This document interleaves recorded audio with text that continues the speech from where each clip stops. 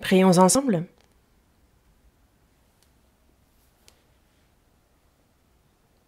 Dieu notre Père, toi qui nous aimes, toi qui es saint et miséricordieux, nous étions éloignés de toi et étions perdus dans nos péchés, mais tu es venu nous trouver. Par nos mauvaises œuvres, nous étions ennemis de toi, mais c'est Jésus qui, sur la croix, offert en victime expiatoire, nous a réconciliés avec toi, Dieu, nous a donné la vie éternelle et l'espérance glorieuse de pouvoir entrer dans ton royaume éternel. Pour cette grande grâce, nous te remercions. À cette heure, nous qui avons reçu le salut par cette grande grâce du Seigneur sommes réunis devant toi, Dieu, pour louer ta grâce, Seigneur, pour apprendre ta parole. Et merci pour la communion que tu nous accordes. À cette heure encore, Seigneur, tu es parmi nous et c'est ta grâce, ta main miséricordieuse qui nous soutient. Nous y croyons et nous te remercions. Tes églises dans toute la Corée, tes églises dans le monde entier, il y a tous les frères et sœurs qui gardent leur foi et qui prêchent ton évangile.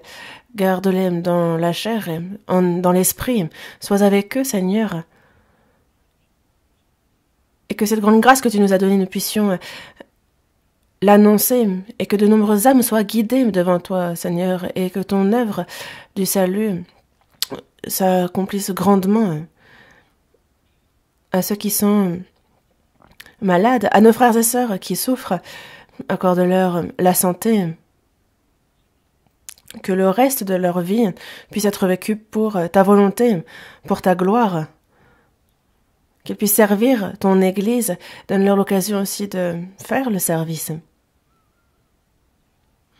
En ton temps,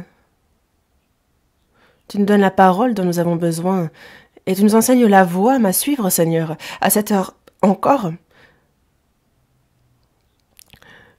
nous te demandons ta parole de vérité. Nous sommes encore bien trop faibles et ne savons pas encore comment il nous convient d'agir. Il nous arrive encore trop souvent de suivre les pensées de notre chair, mais que par ta parole, Seigneur, tu nous renouvelles, que tu nous sanctifies, que tu nous perfectionnes et que le reste de notre vie, nous puissions vivre comme il se doit en tant que tes enfants. Mais nous te demandons pour cela de nous guider. Parmi nous, qu'aucun ne se perde devant toi. Pour cela, que ta grâce, que ta parole, que ta main puissante puisse nous soutenir toujours davantage. À cette heure, toutes choses, nous les remettons dans le Saint-Esprit, dans celui qui nous guide et nous avons prié du Seigneur Jésus qui nous aime. Amen.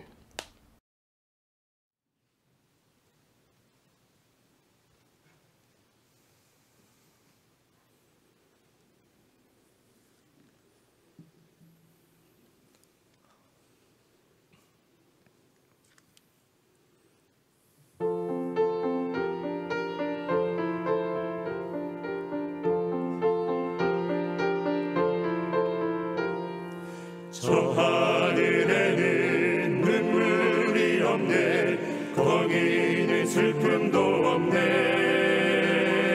저 하늘에는 눈물이 없네 거기는 승리만 있네 고통은 모두 다 사라져버리고 영광만 가득 차겠네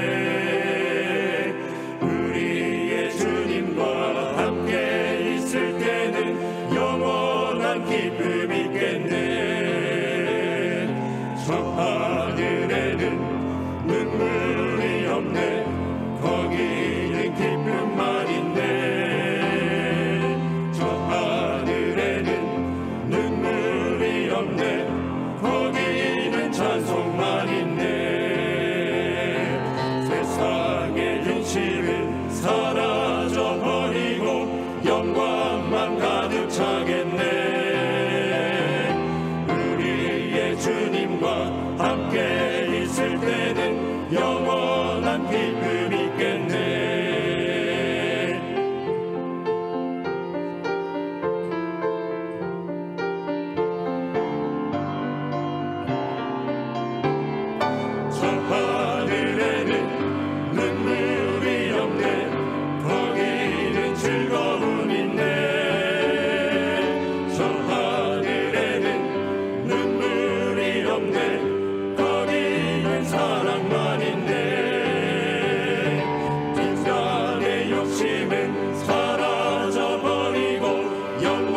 영원만 가득 차겠네. 우리 예수님과 함께 있을 때는 영원한 기쁨 있겠네.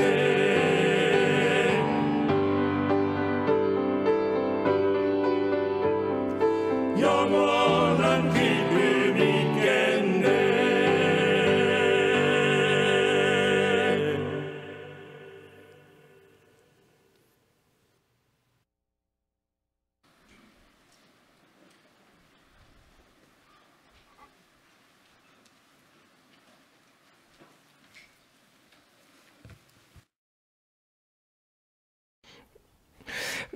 Cherchons dans la Bible l'Évangile selon Jean.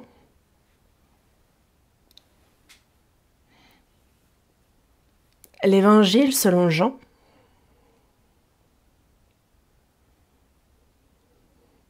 L'Évangile selon Jean, chapitre 10, du verset 14 au verset 16. Du verset 14 au verset 16, je vais lire.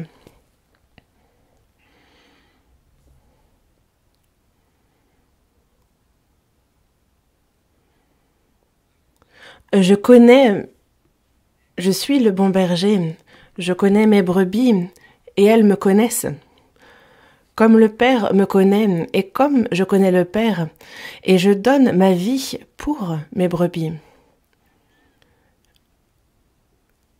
J'ai encore d'autres brebis qui ne sont pas de cette bergerie. Celles-là, il faut que je les amène. Elles entendront ma voix, et il y aura un seul troupeau, un seul berger. Jusqu'ici. Et la pandémie de la Covid-19, en fait, touche à sa fin, il semblerait. Quand je regarde les statistiques, les chiffres des contaminés actuellement, dans le monde entier, la Corée semble avoir le plus grand nombre de contaminés. Toujours plus.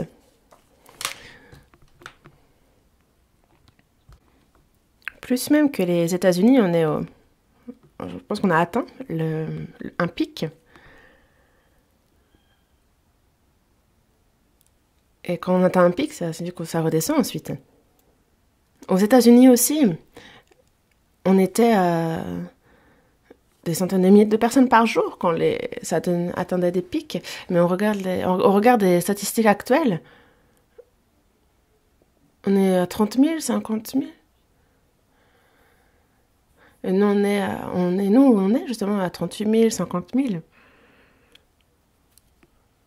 Et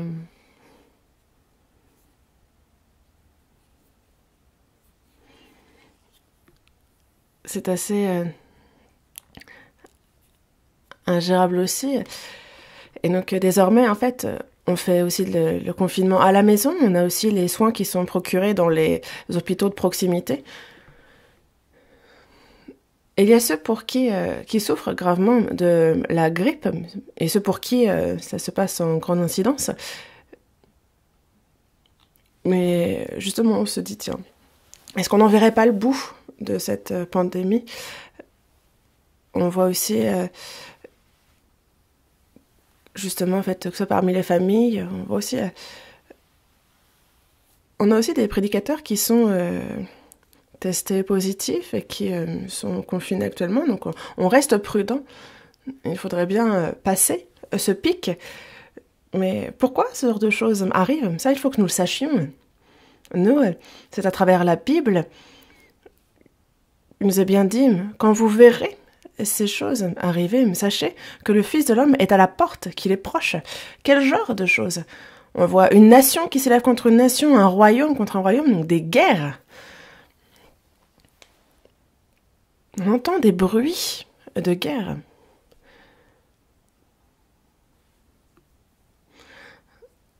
Actuellement, on a la Russie qui envahit l'Ukraine et qui attaque sans merci. Et on parle de milliers de victimes. On voit que ce sont les civils. Quel est leur péché? Qu'ont-ils fait de mal? Dans le passé, on avait Napoléon, Gengis Khan, ceux qui, justement, envahissaient sans merci, qui... on connaît ces personnes-là. Certains les considèrent comme des héros, mais ce sont des meurtriers, de vrais démons. Poutine aussi.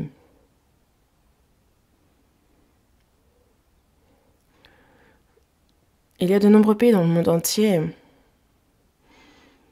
qui invitent à cesser les combats, qui prennent des mesures et on voit, on a l'impression qu'ils ont l'ambition de conquérir l'Ukraine en entier. Et vous savez que la Russie possède l'arme nucléaire. La Russie est celle qui possède le plus d'armes nucléaires. Ensuite, vient les États-Unis. Mais les États-Unis ont plus de missiles nucléaires. Mais on voit que... et c'est surtout en termes aussi de l'arme la plus terrifiante, le sous-marin nucléaire. Quand je regarde les anciennes statistiques, la Russie est celle qui en possède le plus, même si je ne sais pas actuellement. Mais ce qui est certain, c'est que dans Ézéchiel, chapitre 38, chapitre 39, on nous parle de la dernière guerre. On nous parle de Rosh, qui désigne la Russie. En anglais, donc RES, Rosh. Mais chaque Moscou, Tubal. Juste à côté de l'Ukraine, on a la Biélorussie.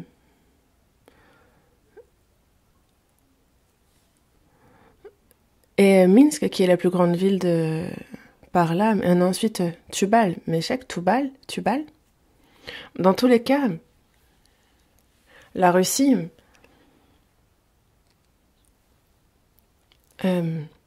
envahit l'Ukraine et c'est Dieu qui, je pense, nous montre justement aussi comment est-ce que la Russie envahira Israël à la toute fin. Et c'est pour cela que, justement, comme ça a été aussi annoncé, en fait, il a donné l'ordre justement de se préparer, si nécessaire, à utiliser l'arme nucléaire. Les États-Unis donc et l'Europe n'ont pas envie d'intervenir directement dans cette guerre. Pour quelle raison? Justement, en fait, par crainte. Justement, il y a ce risque qu'une troisième guerre mondiale éclate et qu'elle soit nucléaire. Mais dans tous les cas, cette dernière guerre nous prend au nez. Il y a ce risque, ça il nous faut le savoir. Et pour nous, chrétiens, c'est un signe qu'il nous montre, justement parce qu'il y aura donc un royaume contre un royaume, il y aura en divers lieux des famines, des tremblements de terre, des pestes.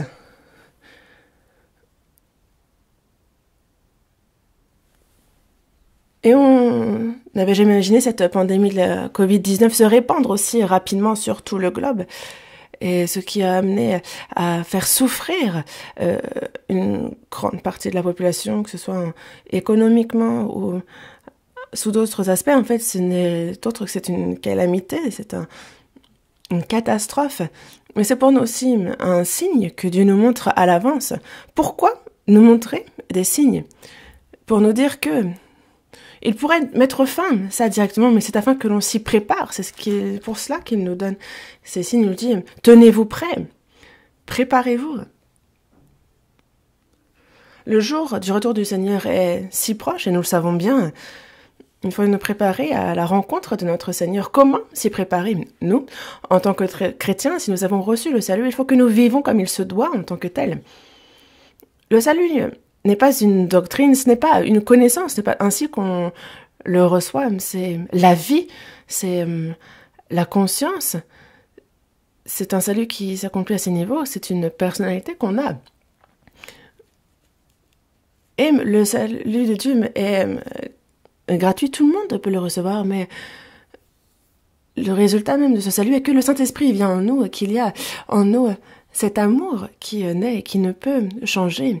Là où il y a la vie, cela pousse, ça grandit, ça porte du fruit. C'est fait ainsi. On a semé une graine, on a beau donner de l'eau, on a beau... Toutes les conditions sont réunies, mais cette graine ne pousse pas, elle ne germe pas. Alors qu'est-ce que c'est? C'est comme une poule justement qui couve ses œufs et au temps fixé, il faut que les œufs éclosent et c'est s'il y a 51 jours, s'il y a des mois qui passent sans qu'il y ait éclosion, c'est qu'ils sont morts. Et pour ceux qui sont sauvés, il faut absolument qu'ils changent. Il y a la vie, l'amour, la parole de Dieu et c'est cela qui transforme la personne, qui transforme sa vie et qui fait cette personne puisse vivre et ne puisse pas faire autrement que de bien vivre pour le Seigneur. Les choses sont faites ainsi, mais si la personne n'a que la connaissance du salut et ne connaît aucun changement, alors c'est comme cela nous est dit dans 2 Corinthiens chapitre 13 verset 5, examinez-vous vous-même pour savoir si vous êtes dans la foi, éprouvez-vous vous-même. Ne reconnaissez-vous pas que Jésus-Christ est en vous, à moins peut-être que vous ne soyez réprouvés? Il y a des fois mortes en elles-mêmes, des fois vaines, des fois rejetées, il y a des fois qui ont fait naufrage. Et ce sont des fois qui ne sont pas reconnues par Dieu. Parfois, je reçois des coups de téléphone. Pasteur, j'ai l'impression que j'ai reçu le salut. On me dit, j'ai l'impression que j'ai reçu le salut. Et je lui dis, continuez à écouter. Et ensuite, on me rappelle. Et la personne me dit, j'ai reçu le salut. Et je lui dis, comment? Il dit, le pardon de mes péchés, j'y crois. Et que faire désormais? Continuez à écouter. 10 fois, 100 fois, quoi qu'on vous dise.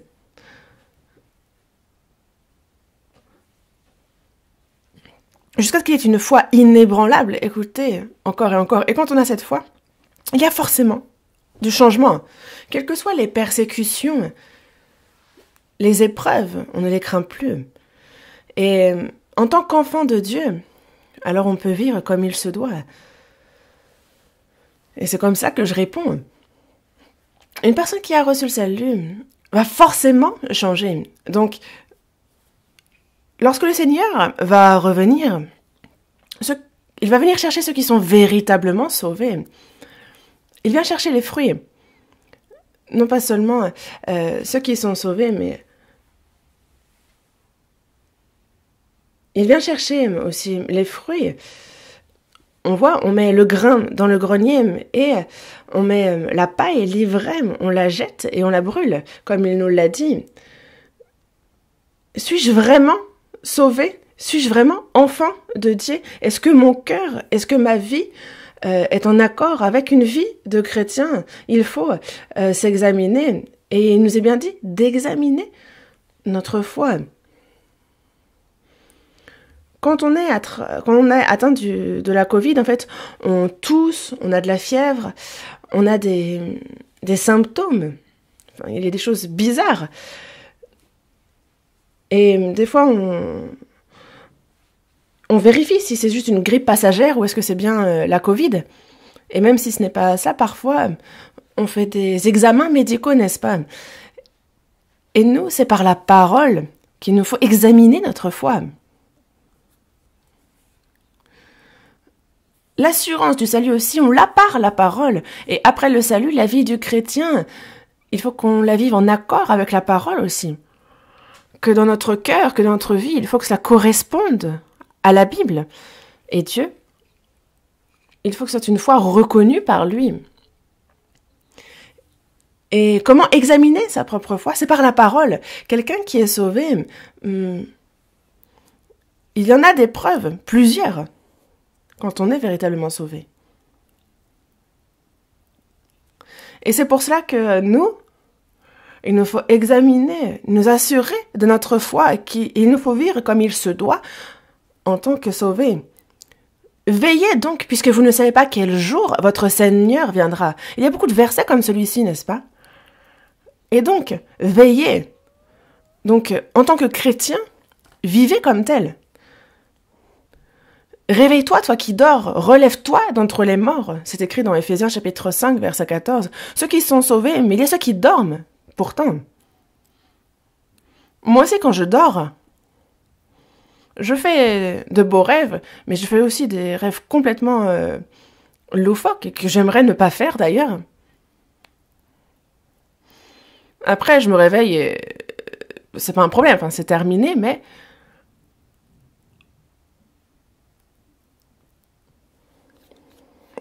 il y a ceux qui ont reçu le salut et qui dorment. Ceux qui rêvent éveillés, ceux qui ont encore des attentes, des rêves vis-à-vis de ce monde, il faut faire de beaux rêves en tant qu'enfant de Dieu. Avoir l'ambition de bien vivre pour Dieu. C'est un des rêves en tant que chrétien.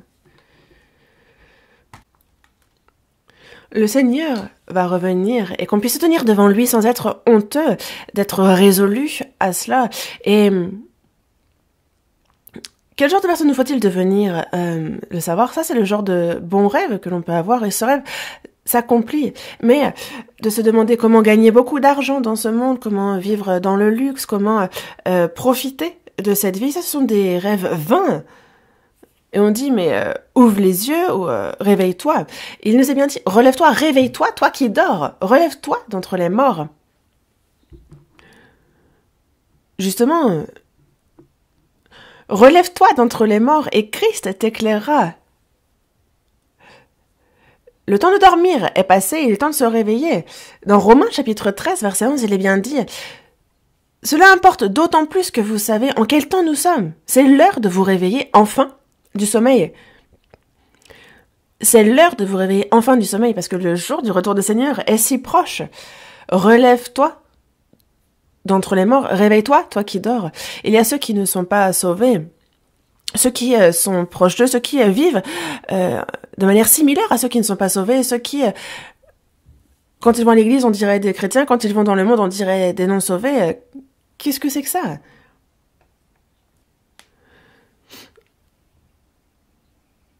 Des fois, on a l'impression que cette personne est un oiseau, des fois on a l'impression que c'est une chauve-souris. Non, c'est pour ça il faut que nous, ce soit clair, précis, en tant que chrétiens, que notre vie, que notre cœur soit vraiment clairement séparé du monde. Dans Jean chapitre 15, Jésus dit bien que vous n'êtes pas du monde. Je vous ai choisi du milieu du monde. Notre corps vit dans ce monde, mais nous n'appartenons pas à ce monde-là, nous n'en faisons pas partie. C'est pour aller dans le royaume éternel que désormais le reste de notre vie, on la vit en tant que, pour la vivre correctement en tant qu'enfant de Dieu. En fait, c'est pour cela que nous restons sur terre. Mais nous nous préparons à tout moment à pouvoir rencontrer le Seigneur. Donc il nous faut ce cœur-là. Et tout ce qui se passe devant nos yeux sont des signes qui nous montrent combien la venue du Seigneur est proche. Et les chrétiens doivent le comprendre. Les gens de ce monde ne savent pas ce qui se passe, ils ne le comprennent pas. Mais les chrétiens doivent le savoir. Et il faut donc veiller. Parce que, justement, en fait, toutes ces choses, la fin du monde est si proche qu'il nous faut donc veiller, mais être sobre. La fin de toute chose est proche. Donc être sage, sobre et vaquer à la prière. Nous tenir prêts à son retour, veiller. Il nous faut reprendre nos esprits. Soyez donc sages et sobres, donc reprenez-vous et vivez comme il se doit en tant que chrétien. Nous avons reçu le salut en la fin des temps et c'est une bénédiction surprenante et c'est aussi un miracle, non? Ne pensez pas que ce soit un miracle? Un si grand salut. Dans Hébreux chapitre 2, verset 3, on nous dit cela, un si grand salut. On a reçu ce si grand salut. On a certes reçu ce don, mais c'est vrai qu'on ne connaît pas la valeur quand on le reçoit. Quand on y réfléchit, on se dit ça, allez, c'est peut-être quelques milliers d'euros, c'est ce qu'on peut penser. Mais si vous pensez que c'est quelques milliers alors que ce sont des milliards, comment vous allez faire? En fait, on sera surpris vraiment de la valeur de ce salut. Il y a Jésus dans Matthieu chapitre 16, verset 26, qui dit que justement, en fait, il dit bien que... On dit bien que servirait-il à un homme de gagner tout le monde s'il perdait son âme, ou que donnerait un homme en échange de son âme. Il y a cette vie qui vaut bien plus que le monde entier. Notre âme, combien vaut-elle? Bien plus que tout ce monde. En fait, si nous n'avions que la chair, nous n'avons rien de différent avec les animaux, mais nous avons été faits à l'image de Dieu. Et il y a Dieu qui a donné son Fils unique et qui l'a sacrifié sur la croix parce que cette âme est si précieuse à ses yeux. Ceux qui sont sauvés, s'ils ne vivent pas correctement, c'est que le salut de Dieu, ce si grand salut, c'est le négliger quand on ne vit pas correctement. C'est mépriser ce salut reçu. C'est mépriser la grâce de Dieu. Je ne sais, et vraiment, est-ce que la personne est sauvée? Ça, je ne sais pas. Et comme notre salut personnel est très précieux, le salut des autres âmes est aussi très très précieux. Et donc on prie pour eux, on fait l'effort pour qu'ils puissent être sauvés aussi. Et c'est pour cela qu'on sacrifie beaucoup de choses. En fait, on n'épargne rien pour le salut des autres, même s'il faut donner tous nos biens. Si ça permet à quelqu'un de recevoir le salut, alors nous, on s'en réjouit. Est-ce qu'on peut acheter à prix d'argent l'âme de quelqu'un? Non, s'il n'y a pas on ne peut pas être sauvé si ce n'est pas le Fils de Dieu qui mourrait.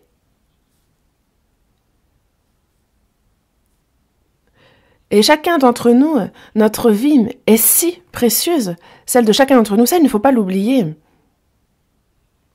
Et c'est pour ça que désormais, en cette nouvelle année, c'est vrai, malgré les difficultés, on évangélise avec zèle. Et partout où il y a des églises, en fait, on voit l'évangile qui est prêché. Et on voit que justement, en fait, c'est ceux qui sont premièrement sauvés qui évangélisent. C'est une vraie preuve qu'ils sont sauvés. Et c'est pour ça que concernant le salut de nombreuses âmes, c'est vraiment une grande consolation, c'est vraiment une grande joie, quelque chose pour lequel on remercie Dieu. Et à tous ceux qui viennent d'être sauvés, mais pas seulement à eux, tous ceux qui sont sauvés depuis un moment déjà aussi, en fait. Comment vivre désormais, une fois sauvés? C'est ce que nous continuons à voir ensemble et ce dont je continue à vous parler. Et c'est pour ça que la première des choses dans la vie du chrétien, la première des choses très importantes est de demeurer dans le Seigneur, je vous le disais. On l'a vu dans Jean chapitre 15. Déjà, vous êtes purs à cause de la parole que je vous ai annoncée. Demeurez en moi et je demeurerai en vous. Et si vous demeurez en moi, vous porterez beaucoup de fruits. Et il nous dit de demeurer en lui. Il y a ce verset. Et donc, en quoi cela consiste de demeurer en lui? Et c'est ce dont je continue de vous parler, n'est-ce pas?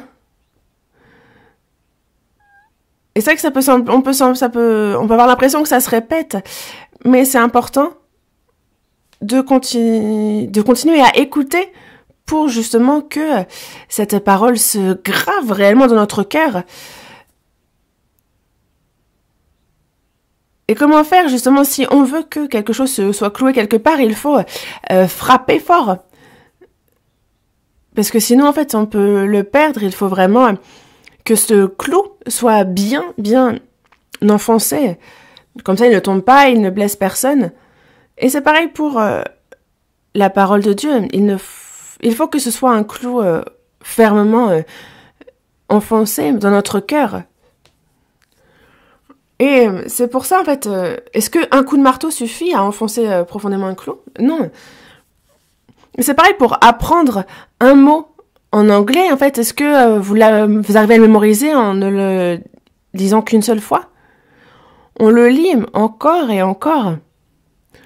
On le répète. On le mémorise et de peur de l'oublier, en fait, on répète encore et encore. Et après, justement, en fait, on est habitué juste à ce mot.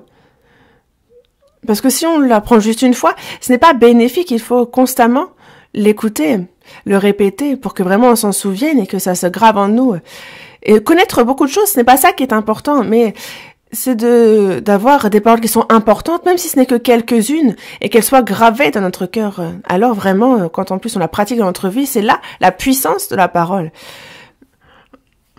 Parce que on voit déjà dans Hébreux chapitre 1 verset 3 que c'est par justement, il soutient toute chose par sa parole puissante. Il fait la purification des péchés, il s'assied à la droite de sa majesté. C'est sa parole qui soutient toute sa création, c'est sa parole qui nous sauve et qui nous tient aussi dans la vie de foi. Et c'est pour ça que je continue de vous parler de en quoi ça consiste de demeurer et vivre dans le Seigneur. Mais je vais continuer aujourd'hui dans Jean, chapitre 10, du verset 14 au verset 16. Jean, chapitre 16, nous parle de Jésus, qui est le bon berger. J'ai abordé ce thème rapidement un instant la fois précédente. Mais avant d'être sauvés, nous étions errants, mais sauvés, nous sommes retournés justement dans les bras de notre berger. Ceux qui ne sont pas sauvés sont éloignés de Dieu et sont errants, perdus. Et ils deviennent vraiment la proie des prédateurs, des bêtes sauvages. Et nous aussi, nous étions des brebis errantes. Dans Ésaïe, chapitre 53, verset 6, nous étions tous errants comme des brebis. Chacun suivait sa propre voie. Ça, on suivait chacun, on allait où bon nous semblait. Comme c'est écrit dans Ésaïe, chapitre 53, verset 6, chacun suivait sa propre voie. Et si on continue jusqu'au bout de cette voie, c'est quoi? C'est l'enfer qui nous attend. Mais désormais, nous ne sommes plus des brebis errantes, mais nous sommes retournés dans les bras de du berger, de notre gardien. Et il est notre bon berger. Et c'est pour ça que Jésus nous dit, dans le verset 14, chapitre 10, verset 14, « Je suis le bon berger, je connais mes brebis et elles me connaissent. » Le berger et les brebis se connaissent. Chapitre 10, dans le verset 3, on voit que le berger appelle par leur nom les brebis qui lui appartiennent et il les conduit dehors. Il appelle par leur nom les brebis et il les conduit. On a les animaux domestiques et ceux qui en élèvent leur donnent un nom, n'est-ce pas, quand ils en ont un. Et quand ils appellent par ce nom, et justement, au début, ils sont surpris, puis après, justement, à force de répéter, ils savent que c'est leur nom. Dieu a bien dit aussi connaître notre nom. Il nous appelle par notre nom, à chacun. Il dit par là qu'il connaît chacun d'entre nous. Nous disons, mais comment est-ce que Dieu pourrait se souvenir de moi? Alors, mais sachez qu'il a compté jusqu'à tous nos cheveux. Il ne faut pas penser que Dieu est un homme, il n'y a rien qu'il ignore. Et on a la science qui s'est développée, on a la connaissance aussi. Et on se dit qu'on connaît plein de choses, mais on ne connaît quasi rien de ce qui concerne Dieu. Dans le psaume 147, on dit de Dieu qu'il compte le nombre des étoiles et qu'il leur donne un nom à toutes. C'est remarquable. Est-ce que vous pensez alors que ce Dieu-là ne nous connaît pas, qu'il ne connaît pas notre nom? Non, il est même écrit dans le livre de vie. Il connaît chacun d'entre nous.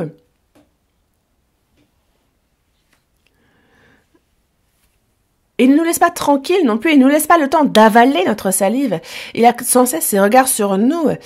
Il nous garde comme la prunelle de ses yeux. Il nous protège à l'ombre de ses ailes. En fait, il compte les cheveux de notre tête. Mais nous, est-ce que Dieu me connaît? Et en cachette, faire de mauvaises choses et se préoccuper, est-ce que Dieu me voit ou pas?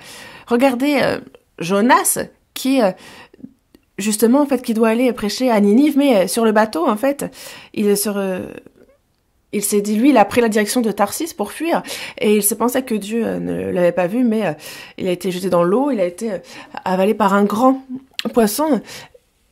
Et on le voit dans la Genèse, dans la création, en fait. Dieu avait déjà préparé les grands poissons pour celui qui avalerait Jonas. Il a fait les animaux de la mer, les poissons, et il a fait aussi les grands poissons, parce que s'il faut avaler Jonas, il faut qu'il y en ait de gros poissons. Et on est ensemble, c'est vraiment pour ce moment-là qu'il les a créés, parce que dès qu'il est tombé à l'eau, il a été avalé par ce grand poisson.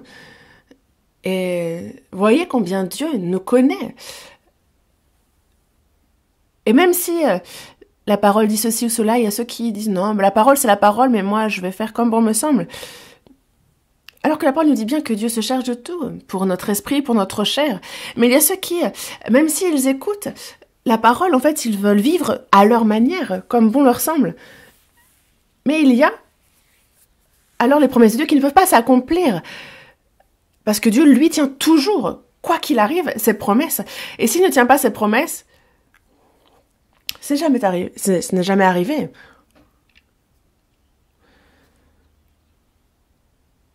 Mais il y a ceux qui, au-delà des promesses de Dieu, qui se pensent plus intelligents et qui s'écoutent. Mais nous, désormais,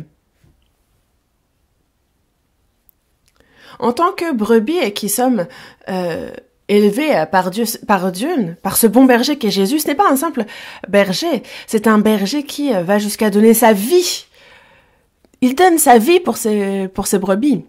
Je suis le bon berger donne sa vie pour ses brebis. Il est le berger qui a donné sa vie pour nous. Et il a donné sa vie pour nous sauver. Donc imaginez combien nous lui sommes précieux. Afin de nous emmener dans le royaume éternel, regardez ce qu'il a sacrifié. Et jusqu'à ce que nous entrions dans le royaume éternel, il est celui qui nous protège et qui nous guide. Est-ce que vous le réalisez ? Que vous réalisiez ou non, dans tous les cas, la parole de Dieu ne change pas pour autant. Ne pas réaliser, c'est ne pas y croire. Je suis le bon berger, je connais mes brebis, et elles me connaissent. Le berger connaît ses brebis. Et les brebis aussi connaissent le berger. Les brebis connaissent la voix du berger, et elles suivent le berger. Elles ne suivront point un étranger, mais elles fuiront loin de lui parce qu'elles ne connaissent pas la voix des étrangers. Les sauvés connaissent la voix du berger. Qu'est-ce que la voix du berger ? Est-ce que c'est la voix du pasteur ? Non, le pasteur aussi. Justement, s'il prêche la parole de travers, ce n'est pas la voix du berger, c'est la voix d'un étranger. Que ce soit en fait avec un bon orateur, que ce soit philosophique, littéraire, psychologique, moral, ça non, peu importe. Ce n'est pas ce qui importe si c'est pas. C'est comme par exemple. Des fois, sur les radios, en fait,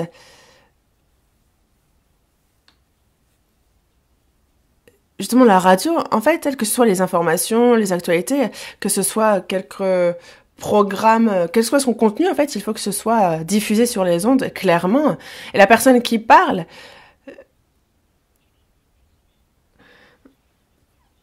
en fait, le pasteur doit juste transmettre correctement la parole de Dieu. C'est un canal, c'est un peu comme la radio. On n'est pas là pour l'éloquence, pour la philosophie, la littérature, la psychologie ou la morale. Non. Ça, allumez la radio et écoutez les programmes culturels, vous en aurez autant que vous voulez. On n'est pas là pour enseigner ce genre de choses à l'église.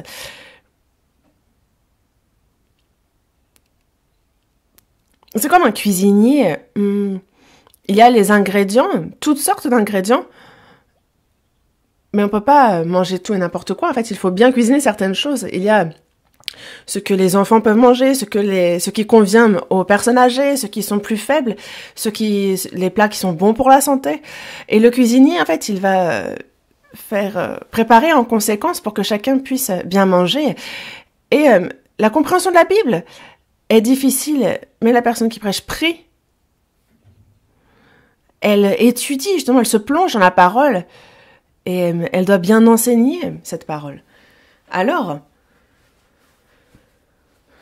justement, il dit bien que la révélation de tes paroles est claire. Elle donne de l'intelligence au simple. Faire en sorte que tout le monde puisse comprendre de manière simple. C'est cela, prêcher la parole.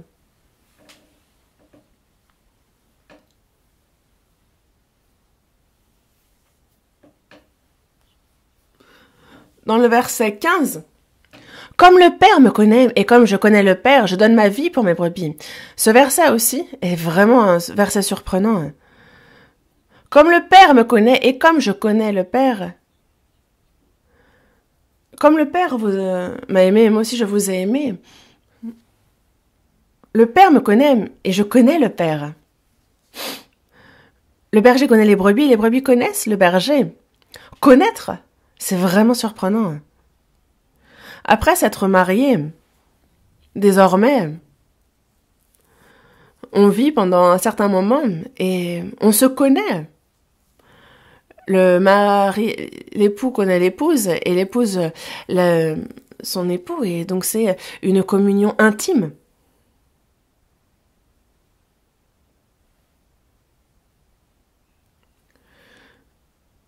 Et justement, en fait, quand on dit connaître quelqu'un, des fois on en connaît juste le nom, mais il faut connaître son identité. Ensuite, concernant cette personne, il faut connaître son cœur, sa personnalité. Il y a des différences chez chacun.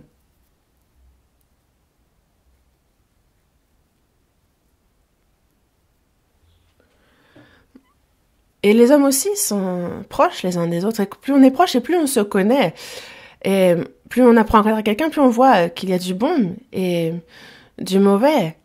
Il peut y avoir justement plus, justement en fait, plus de négatif que de positif, mais quand on se rapproche, justement, on apprend à se respecter, à voir ce qu'il y a de bon chez la personne. Et parce que le Seigneur, lui, est parfait, c'est vraiment très important d'apprendre constamment et petit à petit à le connaître davantage. C'est pour ça que dans la seconde épître de Pierre, chapitre 3, verset 18, il est dit « Croissez dans la grâce et dans la connaissance de notre Seigneur et Sauveur Jésus-Christ. » Nous disons connaître le Seigneur, mais ça reviendrait à, par exemple, les yeux fermés, d'essayer de voir qu'un éléphant est un éléphant. On touche la trompe, on se dit « Oh, ça ressemble à un tuyau. » On touche les membres et on dirait que c'est des piliers. Mais en fait, nous, en fait, on tâtonne un peu. Mais nous, ce que nous connaissons du Seigneur est vraiment tellement partiel. C'est pour ça que ça nous est dit dans 1 Corinthiens chapitre 13. Aujourd'hui, nous voyons, au moyen d'un miroir, en fait, d'une manière obscure, nous voyons en partie. Mais, justement, en fait, quand nous le verrons face à face, nous le connaîtrons comme on a été connu. Là, pour l'instant, c'est partiel, on ne le connaît qu'en partie, mais on apprend petit à petit à le connaître. Nous sommes en communion avec lui pour apprendre à le connaître. Et des fois, on demande, tu connais cette personne ? Et tu dis, non, pas trop. En fait, si on ne la connaît pas trop, la communion est difficile. Croyez en moi. Oh, comment je pourrais croire en toi ? T'es qui ? Connaître le nom de la personne, son identité, sa personnalité. On peut, plus on connaît la personne et plus on peut savoir si on peut lui faire confiance ou pas. On peut arriver à un certain, on se dit, ah, cette personne-là, on peut lui faire confiance. Et on peut lui confier des choses, on peut lui demander toutes sortes de choses aussi, sans douter, sans se sentir mal à l'aise. Et alors vraiment, c'est une communion forte qu'il y a. Mais est-ce que vous connaissez Dieu à ce point ?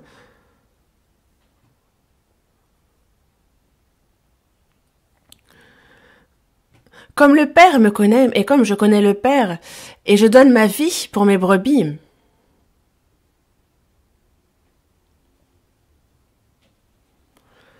Le Seigneur,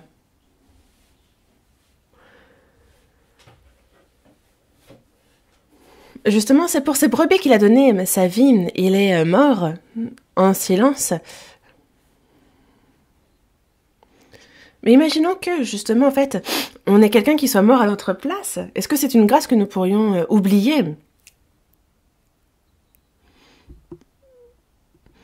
Désormais, il nous faut vivre pour celui qui a donné sa vie pour nous. Pourquoi ? Parce que c'est un peu comme si nous vivions sa vie. Le Seigneur a abandonné sa vie pour nous, il nous a sauvés. Et c'est pour que le reste de notre vie, nous puissions la vivre pour lui, comme il nous le dit. Dans la seconde épître aux Corinthiens, chapitre 5, verset 15, il est dit que il est mort pour tous, afin que tous ceux qui vivent ne vivent plus pour eux-mêmes, mais pour celui qui est mort et ressuscité pour eux.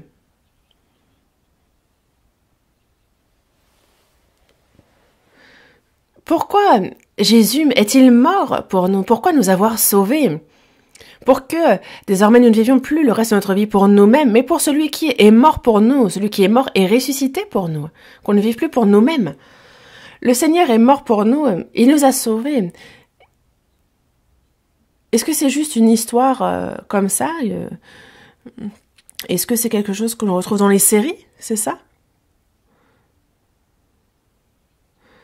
Si on ne fait pas attention, nous-mêmes, en fait, on peut justement mépriser cette grâce, on peut se surestimer, mais il ne nous faut pas sous-estimer, mépriser le Seigneur et ce qu'il a fait. Dans le verset 16, « J'ai encore d'autres brebis mais qui ne sont pas de cette bergerie. Celles-là, il faut que je les amène. Elles entendront ma voix et il y aura un seul troupeau, un seul berger. » On parle de bergerie, on parle au départ justement du peuple d'Israël. Cet évangile a d'abord été prêché au peuple d'Israël. Un ange justement se présente à Marie, femme de Joseph, et l'ange dit à Joseph, l'enfant qu'elle a conçu vient du Saint-Esprit, elle enfantera un fils, et tu lui donneras le nom de Jésus. Et ce que Jésus signifie, c'est qu'il sauvera son peuple de ses péchés. Donc c'est le salut. Il sauvera son peuple. Son peuple, au début, c'est le peuple d'Israël. Elle est venue chez les siens, et les siens ne l'ont point reçue. Le peuple choisi par Dieu, c'est d'abord pour le peuple d'Israël qu'il est mort. Et pas seulement pour le peuple d'Israël. Mais cette bénédiction, pour le peuple d'Israël est au milieu de ce monde. Et en fait, il est dit d'être ses témoins jusqu'aux extrémités de la terre. C'est pour le monde entier, non pas seulement Israël, mais pour le monde entier, parce que il a tant aimé le monde qu'il a donné son Fils unique afin que quiconque croit en lui ne périsse point, mais qu'il ait la vie éternelle. Et c'est la volonté de Dieu que son évangile soit prêché jusqu'aux extrémités de la terre et que, justement, toute la terre soit sauvée. Mais il y a cette bergerie, là où on garde les brebis, où le soir, justement, elles sont parquées, et le berger ne dort pas. Mais même s'il s'endort, en fait, il garde la porte pour que personne ne puisse entrer dans l'enclos. Et il y a ces brebis qui ne sont pas encore dans la bergerie. Donc il y a d'abord, premièrement, les Juifs, puis le grec, puis... Donc on a les Juifs, les Grecs, la Samarie, Jérusalem, la Samarie, jusqu'aux extrémités de la terre. Et il y a en fait, justement, ces brebis qui ne sont pas dans la bergerie, donc les païens, ça désigne nous, qui ne sommes pas Juifs. Et je les conduirai, je les guiderai. Il faut que je les amène. Donc il les amènera, et il y aura un seul troupeau, un seul berger. Ceux qui sont sauvés parmi les Juifs, ceux qui sont sauvés parmi les païens ne formeront qu'un seul troupeau. Quel que soit le peuple dont on vient, que l'on soit libre, que l'on soit esclave, en fait, toutes ces conditions humaines, tous ces cadres que l'on donne seront... Cela va au-delà de cela pour former un seul troupeau avec un seul berger. Et notre berger, c'est le Seigneur. Le pasteur n'est pas le berger. Il remplit ce rôle, mais on pourrait parler qu'il est... Justement, on le voit quand il s'adresse à Pierre, il lui dit « Paie mes brebis, paie mes agneaux. » C'est ces agneaux, c'est ces brebis. Il n'y a qu'un seul bon berger, et c'est Jésus. Ceux qui prêchent la parole sont ceux qui transmettent la parole du bon berger, ceux qui parlent à sa place pour lui. Comme ce porte-parole. Mais il n'y a qu'un seul bon berger, et c'est Jésus, notre bon berger. Nous serons un seul troupeau, un seul berger. Le Seigneur, on ne le voit pas, mais il est parmi nous. Nous ne pouvons pas voir le Seigneur, mais nous pouvons entendre sa voix, n'est-ce pas? Et cette parole, c'est la voix du berger. Quoi d'autre?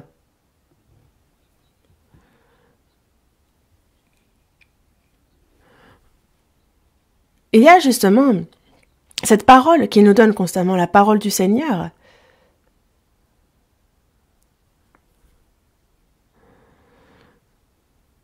Et c'est pour ça que l'apôtre Paul a dit qu'il y a cette parole de Dieu que nous vous avons fait entendre, et vous l'avez reçue, non comme la parole des hommes, mais ainsi qu'elle est véritablement comme la parole de Dieu qui agit en vous et qui croyez. Cette parole que l'on transmet, ce n'est pas une parole d'homme, c'est la parole de Dieu. Et c'est ce qu'elle est véritablement. C'est cette parole de Dieu qui agit en vous qui croyez, pardon. Dans la première épître aux Thessaloniciens, chapitre 2, verset 13, c'est ce qu'il nous dit. Et le Seigneur est notre bon berger. Et ainsi, il nous nourrit, il nous protège, il nous guide. Et il nous faut être dans ce troupeau.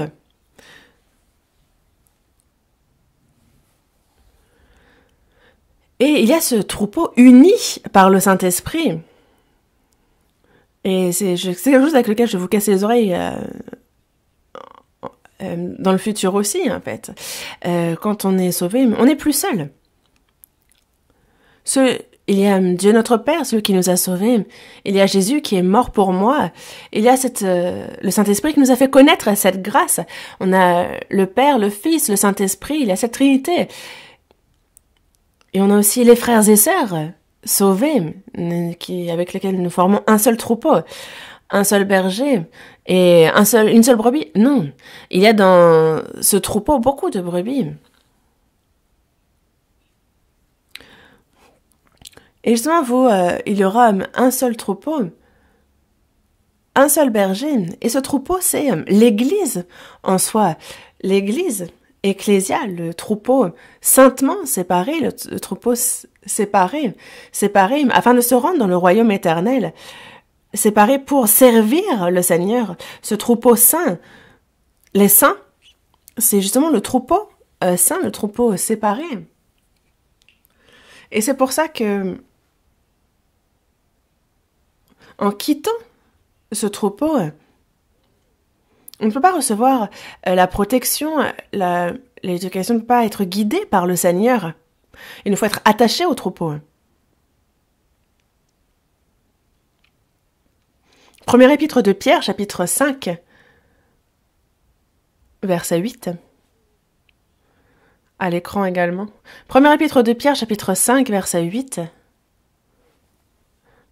Première épître de Pierre, chapitre 5, verset 8. Soyez sobres, veillez. Votre adversaire, le diable, rôde comme un lion rugissant, cherchant qui il dévorera. Soyez sobres, veillez. Soyez sobres. Reprenez-vous, réveillez-vous, veillez. Veillez, votre adversaire, le diable. Le diable, Satan, donc l'adversaire, l'opposant à Dieu, lui qui a souhaité devenir comme Dieu et qui a été chassé des cieux, donc Lucifer, le Satan, l'ennemi, l'adversaire, l'enfer, a été préparé justement pour le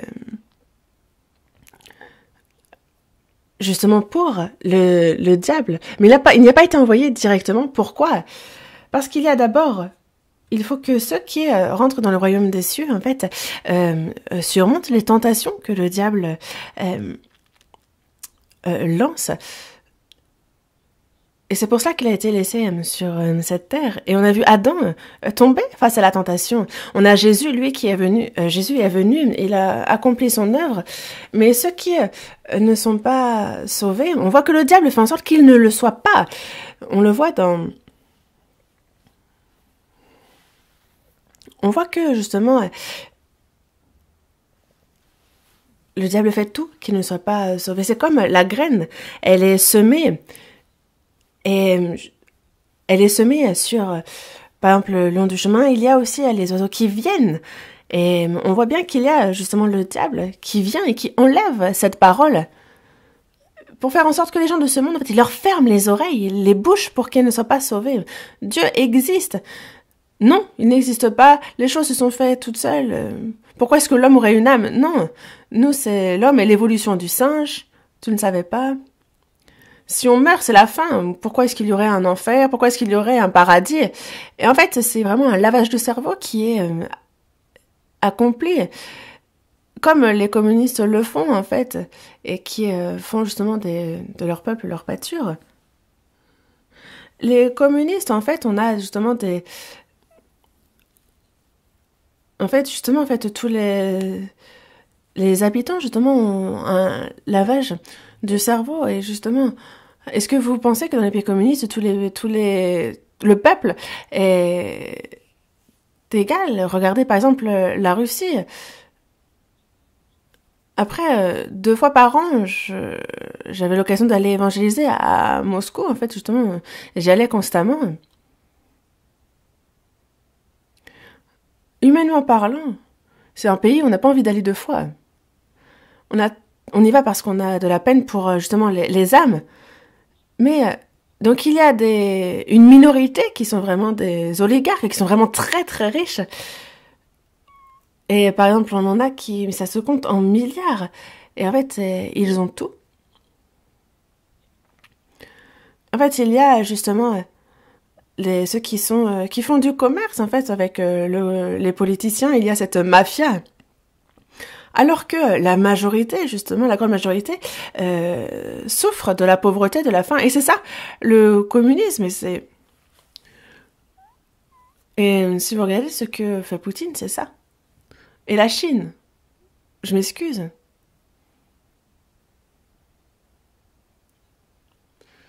Est-ce que tout le monde vit bien, mange bien? Non, pas du tout.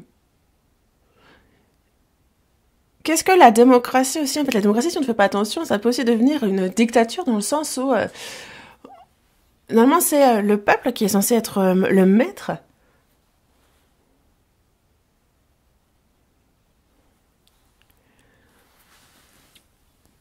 Mais justement, un dirigeant qui fait comme bon lui semble, c'est quoi? C'est de la dictature, quoi d'autre?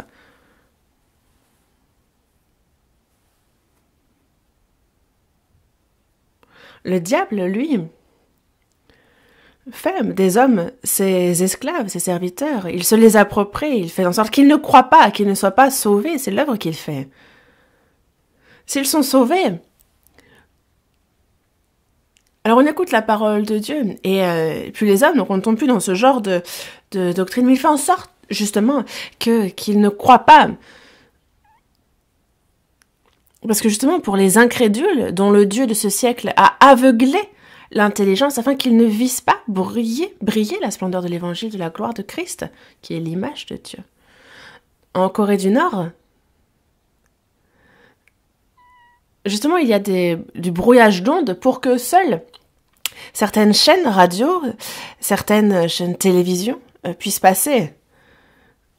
Et qu'ils ne puissent pas, par exemple, écouter les programmes de Corée du Sud. Il y a justement du brouillage d'ondes.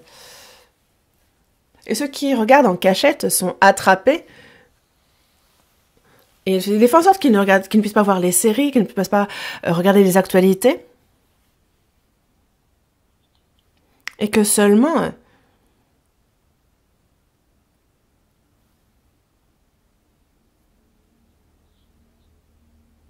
justement, en fait, ils soient faits comme un peu comme mes esclaves, en fait. C'est...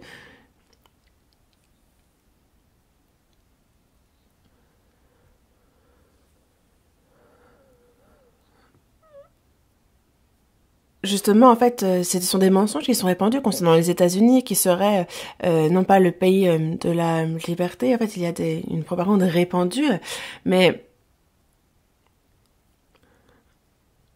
que ce soit les séries, que ce soit justement, en fait, ceux qui regardent, ils disent non, c'est pas...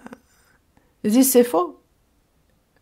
Et en fait, ils se rendent compte que non. Et c'est pour ça qu'il y en a qui, au péril de leur vie, vont essayer de quitter la Corée du Nord.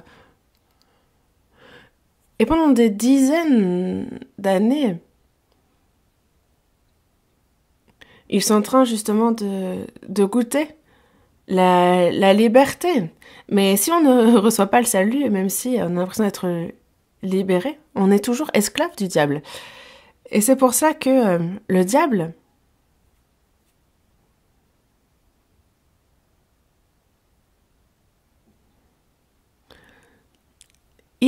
Il rôde comme un lion rugissant, cherchant qui il dévorera. Il fait en sorte que les non-sauvés ne soient pas sauvés, et il ne peut pas prendre le salut des sauvés. Dans Jean, chapitre 10, verset 28,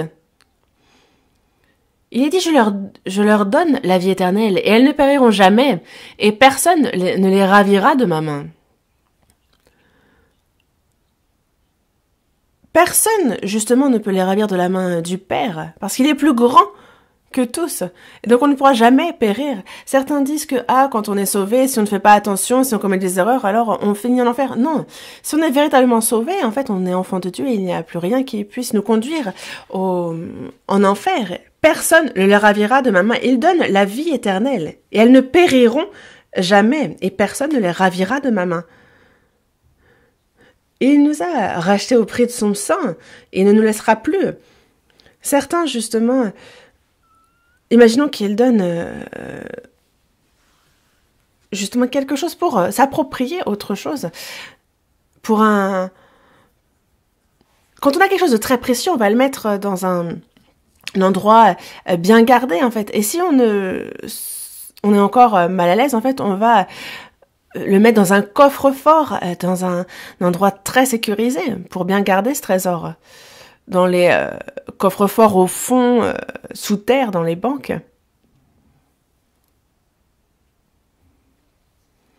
Il peut y avoir sur cette terre des bandits, des voleurs.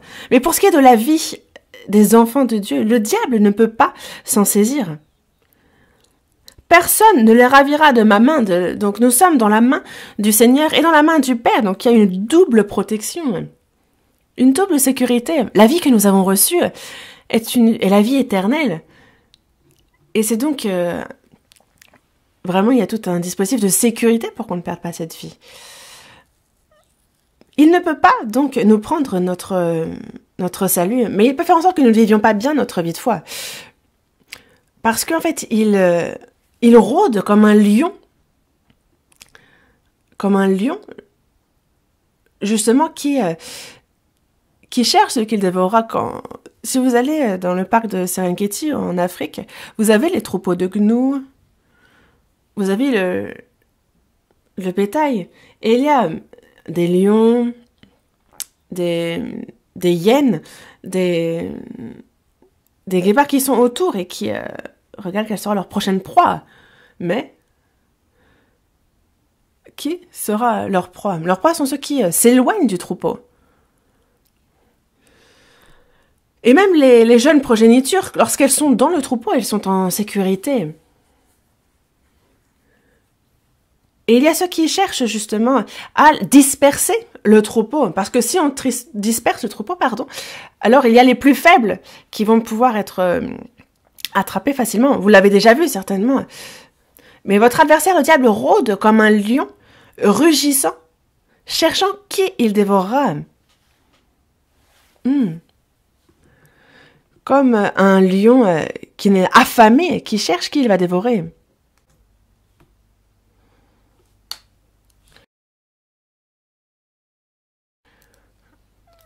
Même si on ne perd pas notre âme, il peut faire en sorte qu'on échoue complètement dans notre vie de foi et que l'on devienne complètement inutile pour Dieu. Une personne inutile. Et je vous le dis, durant cette vie sur cette terre, on ne peut pas devenir quelqu'un qui soit complètement inutile. Quelqu'un disait qu'il y a 3 types de personnes dans ce monde.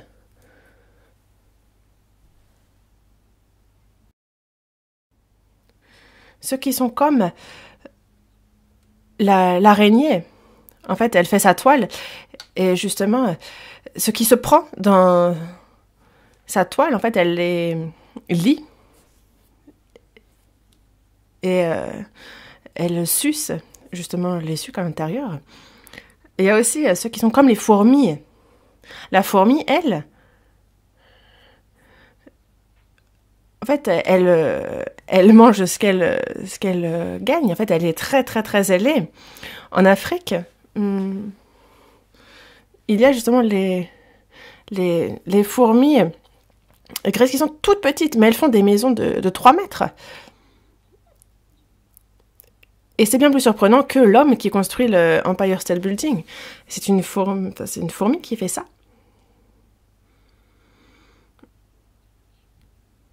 Et justement, en fait, avec la terre, avec sa salive, en fait, elle assemble jusqu'à 3 mètres, en fait, cette fourmilière. Et c'est vraiment, justement, très surprenant, même scientifiquement, en fait. Il est bien dit d'aller vers la fourmi, pour ceux qui sont paresseux, de considérer ses voies et de devenir sage, parce qu'elle n'a ni chef, ni inspecteur, ni maître, mais elle est vraiment zélée. Et justement, elle est zélée, elle mange ce qu'elle gagne, sans nuire à autrui, sans donner à autrui non plus. Et ensuite, on a l'abeille. Et moi, quand j'étais pasteur dans une église de province, justement, en fait, j'avais aussi des ruches, 1 ou 2, je sais plus. Mais c'est très intéressant.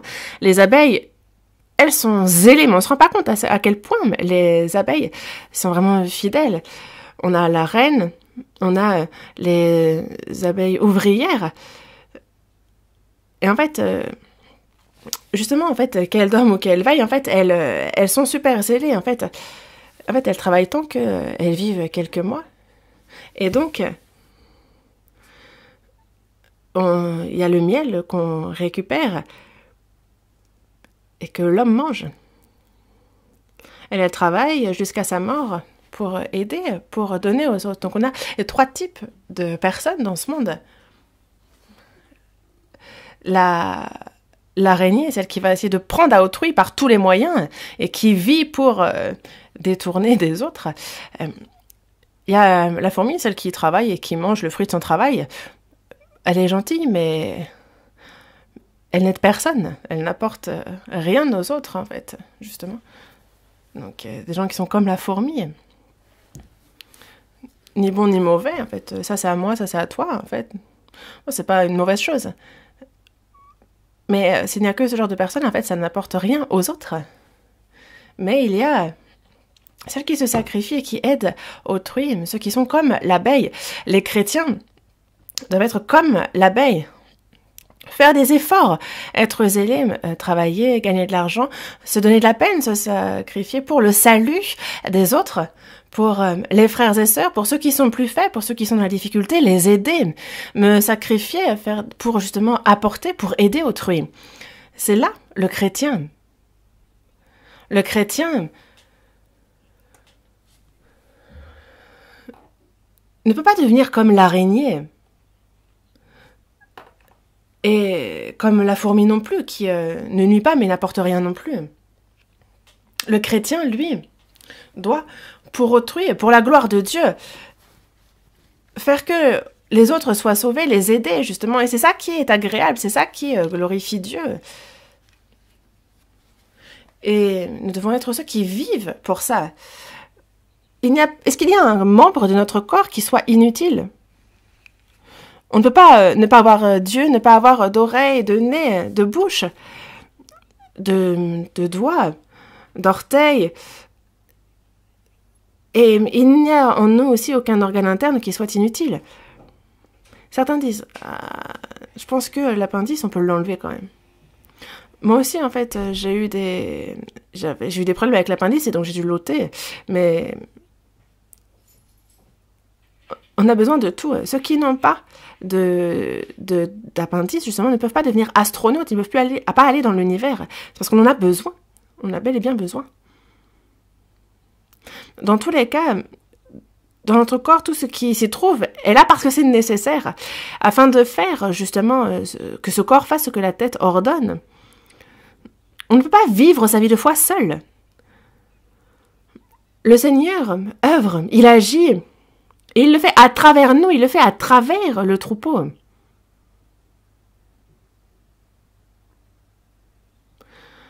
Dans Éphésiens chapitre 3, verset 20, on nous parle de celui qui peut faire, par la puissance qui agit en nous, infiniment au-delà de tout ce que nous demandons ou pensons.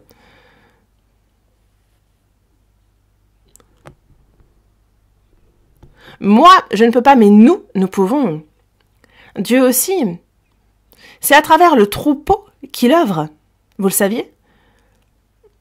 La tête veut faire quelque chose, mais s'il n'y a dans le corps qu'un doigt, s'il n'y a qu'un orteil, que la bouche, que voulez-vous faire ? Il faut que tout soit normalement présent.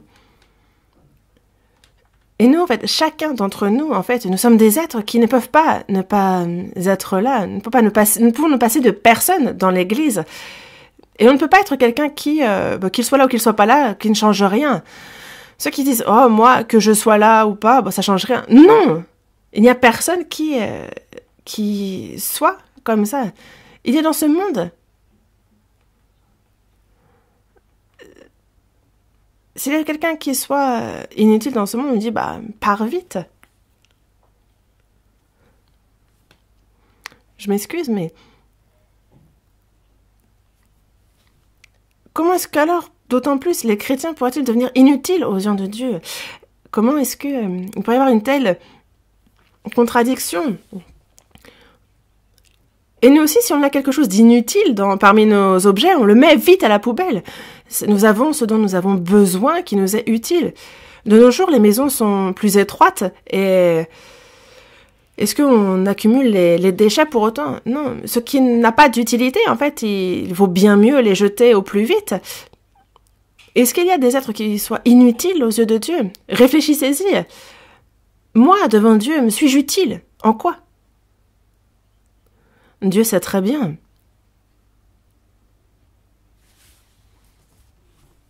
Le diable essaie de faire en sorte, justement, que l'on ne puisse pas vivre notre vie de foi, que l'on ne puisse pas prêcher l'Évangile, que l'on ne puisse pas s'aimer les uns les autres, que dans l'Église, l'on soit inutile, que l'on ne remplisse pas notre rôle en tant qu'organe. Et c'est ce que le diable constamment fait. C'est là, c'est comme ça qu'il nous dévore.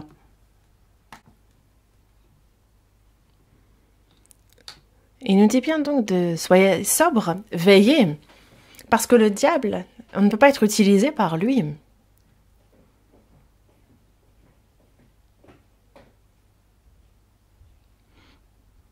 Soyez sobre, veillez, qu'on ait le discernement et que l'on puisse se préparer aux attaques, que l'on combatte les attaques du diable. Et aussi, pour ceux qui sont sauvés aussi depuis longtemps, s'ils quittent l'Église, alors ils peuvent tomber dans les pièges, dans les tentations du diable. Ça, il faut le savoir. À Serengeti, en fait, on a les troupeaux de gnous. Et ils ne peuvent pas être attaqués par les prédateurs. Le lion, même s'il cherche à les dévorer, il y a justement les cornes. Et en fait, un lion peut très bien aussi mourir d'un coup de corne. Et c'est bien pour ça qu'il ne peut pas attaquer ce troupeau comme il veut. Mais si on quitte le troupeau, même les bêtes d'envergure, en fait, justement, peuvent être mordus à plusieurs reprises. Et alors, ils s'effondrent et deviennent vraiment une proie. Et donc, il ne faut pas se surestimer, mais nous sommes là les uns pour les autres. On se protège les uns les autres.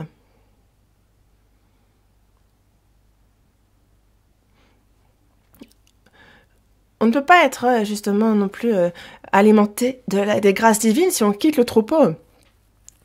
Parce que nous avons tout reçu de sa plénitude et grâce pour grâce quand nous sommes dans le Seigneur. C'est dans le Seigneur qu'il y a cette plénitude, grâce pour grâce.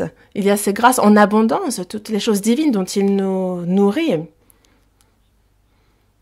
Dans Jean, chapitre 10, verset 10, il est bien dit, « Moi, je suis venu afin que les brebis aient la vie et qu'elles soient dans l'abondance, donc qu'elles soient sauvées et qu'elles soient dans l'abondance constamment. » Il accorde ces grâces.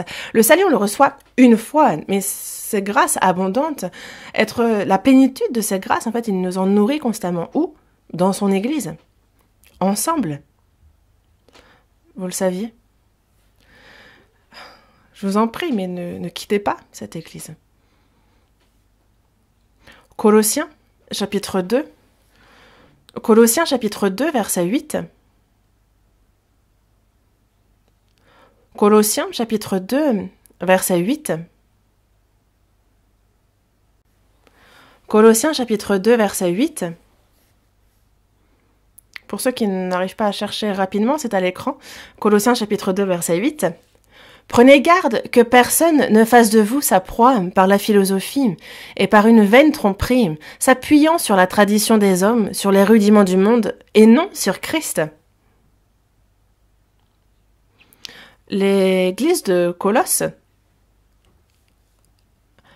avait en son sein ceux qui enseignent de fausses doctrines. Donc il y a la philosophie, les vaines tromperies, il y a les traditions.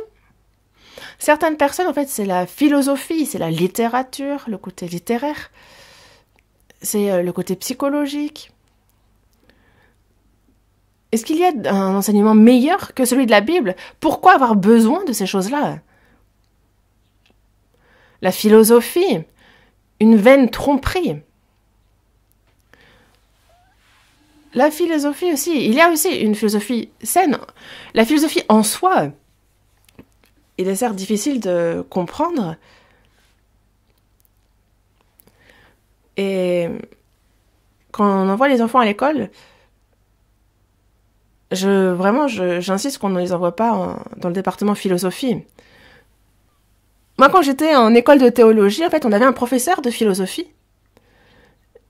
Et lui-même parlait de ce qu'il ne connaissait pas. C'est vraiment perturbant. En fait, il errait un peu. Il parlait comme s'il connaissait de choses qu'il ne connaissait pas. Et même nous, on écoute et on ne sait plus quoi est quoi. Et justement, on dit aussi, même un philosophe qu'on considère comme étant justement perdu. Donc on a ce philosophe qui s'appelle Kierkegaard, qui en fait parle de l'existentialisme. Qu'est-ce que l'existentialisme? C'est vraiment Dieu, moi devant Dieu en fait. L'existentialisme chrétien, lui-même est chrétien. C'est une bonne philosophie, en fait, celui qui justement permet aussi de mettre les gens droits. Mais la majorité des philosophes ne savent pas même ce qu'ils disent, et simplement ils disent des paroles célèbres.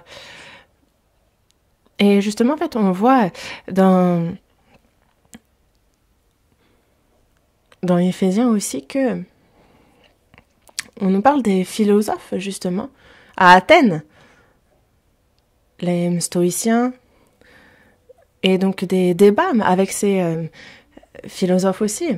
Les philosophes aiment la nouveauté, ce qui est nouveau. Et on dit bien d'eux qu'ils ne parlent pas, ils ont les oreilles tournées toujours vers ce qui est nouveau.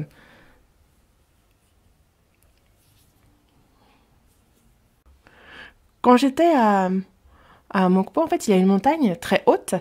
Et j'y montais parfois pour faire du sport. Et donc j'étais assis. Et en fait, il y avait justement quelqu'un qui disait un peu le sort des gens. Et en fait, la personne elle-même, en fait, elle était là, dans la sentier de la montagne, à dire la bonne aventure pour les autres. Et on se dit, mais elle dit la bonne aventure pour les autres, et pour elle, pourquoi est-ce qu'elle mène cette vie, elle mène cette vie-là? Et dans l'église, on a justement ces philosophies, on a ces vaines tromperies qui entrent. Et il y a ceux qui apprécient en plus ces choses-là, qui aiment par exemple le stoïcisme, qui aiment la philosophie.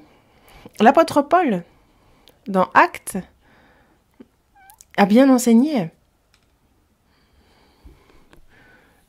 Mais le fait que ça n'ait pas apporté plus de fruits que là, c'est que y a les philosophes qui s'imaginent que c'est une autre doctrine, une autre philosophie parmi les autres.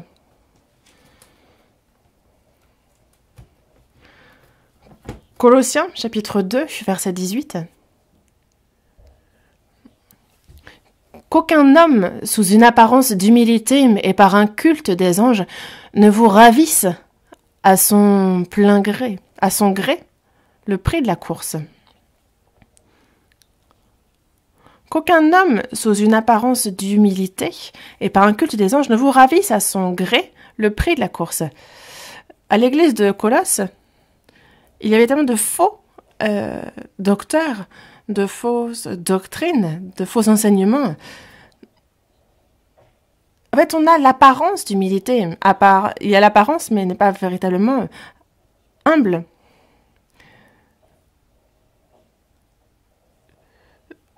Comment peut-on prier, justement, devant ce Dieu qui est si saint? Comment pourrions-nous communier avec lui qui est si saint? Comment... Il faut le faire à travers les anges. Il y a par exemple ce genre de doctrine. Et c'est pour ça que il rendait culte aux anges. Ça a vu le jour, ce culte rendu aux anges. Est-ce que c'est là l'humilité?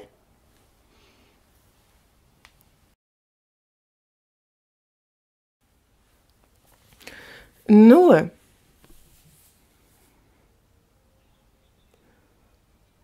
nous appuyons sur le mérite, sur la justice de Jésus-Christ et nous pouvons avancer avec assurance devant Dieu. Dans Éphésiens chapitre 3, verset 12, il est bien dit que nous avons par la foi en lui la liberté de nous approcher de Dieu avec confiance, non pas en tremblant.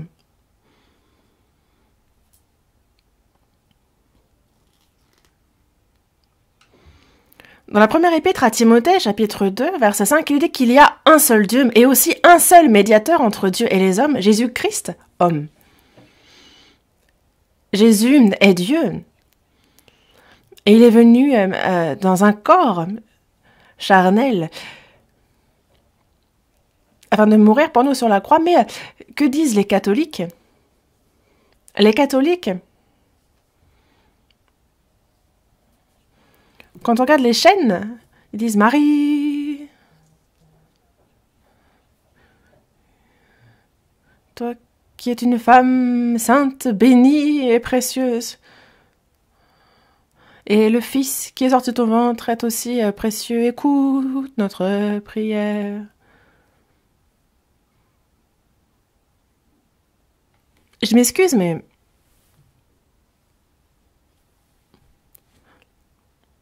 qu'est-ce qu'il raconte? Ils se sont désolés de prier directement à Jésus. Et donc ils prient Marie, qui elle-même transmettra cette prière à Jésus.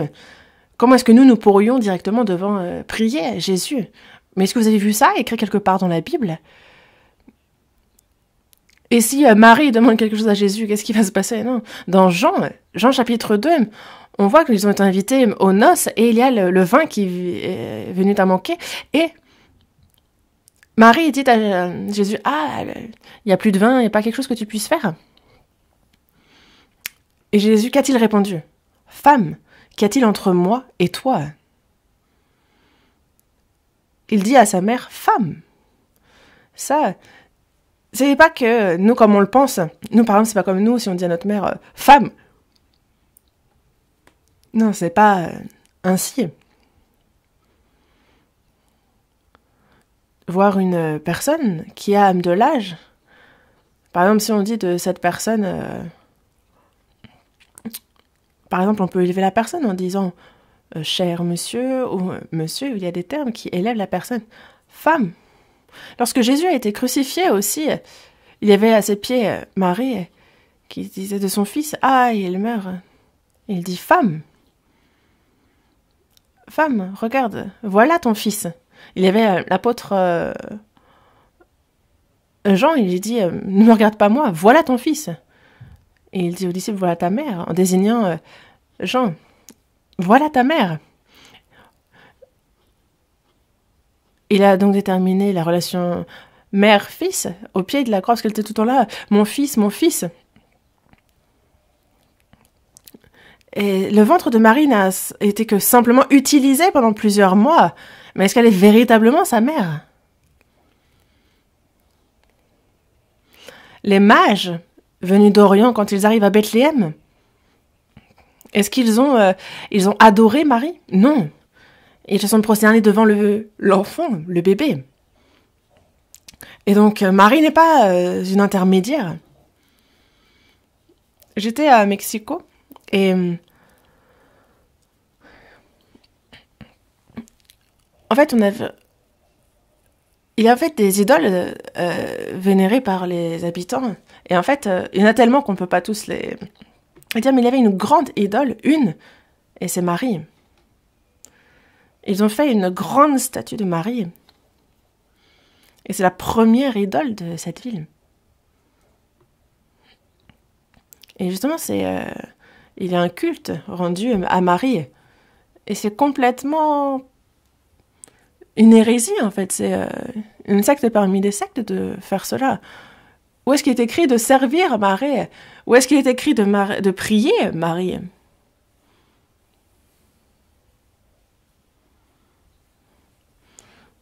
Prier à travers les anges.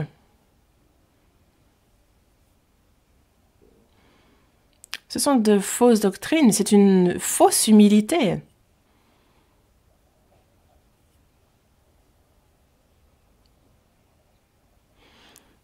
Et c'est vraiment une grave erreur, une doctrine complètement fausse. Parce qu'il y a un seul Dieu, il y a aussi un seul médiateur entre Dieu et les hommes. C'est Jésus-Christ, homme. Et il n'y a personne qui puisse intervenir entre les deux. Dans Hébreux, chapitre 1, verset 14, on dit des anges qu'ils sont tous des esprits au service de Dieu envoyés pour exercer un ministère en faveur de ceux qui doivent hériter du salut. Nous sommes enfants de Dieu. Les anges ne peuvent pas être vénérés par les enfants de Dieu, ils ne peuvent pas être intermédiaires. Les anges sont là pour être au service de ceux qui vont entrer dans le royaume des cieux, pour les enfants de Dieu. Et les anges sont là pour nous servir. Et servir les anges. Un culte aux anges.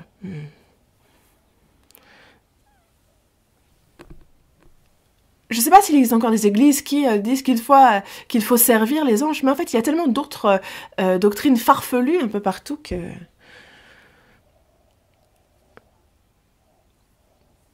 C'est pour cela que dans Hébreux, chapitre 13, verset 9, il dit de ne pas se laisser entraîner par des doctrines diverses et étrangères. Une personne sauvée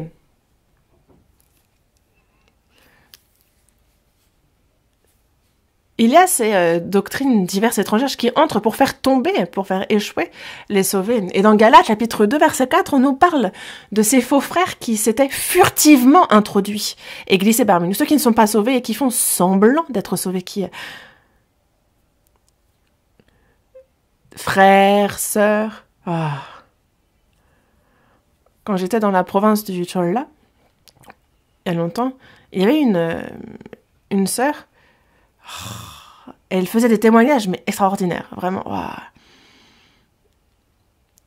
Et le sacrifice qu'elle faisait d'elle-même pour le service, wow. Et tout le monde disait, quelle foi pour cette sœur, elle a vraiment une sacrée foi. Et plus tard, on s'est rendu compte que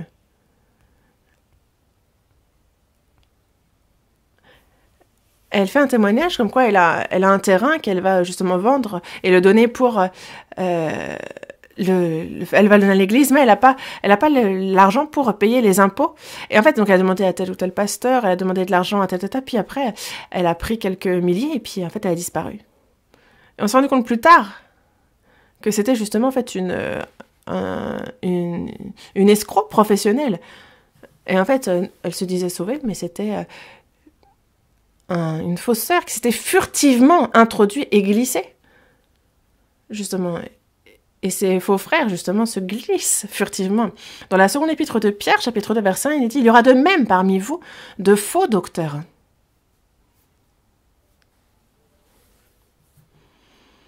qui furtivement s'introduisent, se glissent parmi nous et enseignent de fausses doctrines, qui font semblant d'être des frères, des sœurs, et qui enseignent des choses fausses. Et c'est pour ça que l'apôtre Paul dit bien aussi, dans la seconde épître aux Corinthiens, que il faut être prudent vis-à-vis de ces fausses doctrines. Nous, il faut justement persévérer dans l'enseignement qui est dans l'Église. On ne peut pas vivre seul notre vie de foi. Seul, on ne peut pas être nourri de la grâce du Seigneur, on ne peut pas grandir dans la foi, on ne peut pas être guidé par le Saint-Esprit, on ne peut pas prêcher l'Évangile non plus, on ne peut pas non plus servir le Seigneur seul. Ça ne marche pas, je vous dis. Nous, c'est ensemble. Et désormais, avec le Seigneur, il nous a liés les uns aux autres, nous sommes un. Ça, il faut le savoir avec certitude. je m'arrête ici pour aujourd'hui. Et plus on est jeune dans la foi, plus il faut s'attacher à l'Église. S'attacher fermement à l'Église. Écouter la parole et vivre en obéissant dans le silence. Prions. Dieu notre Père, toi qui es miséricordieux, en cette fin des temps, tu nous as sauvés et tu agis avec le Seigneur. Tu nous guides et c'est à travers ce troupeau, à travers ce corps dont nous sommes membres, que tu nous donnes tes grâces et que tu nous alimentes de toutes les choses divines et spirituelles dont nous avons besoin.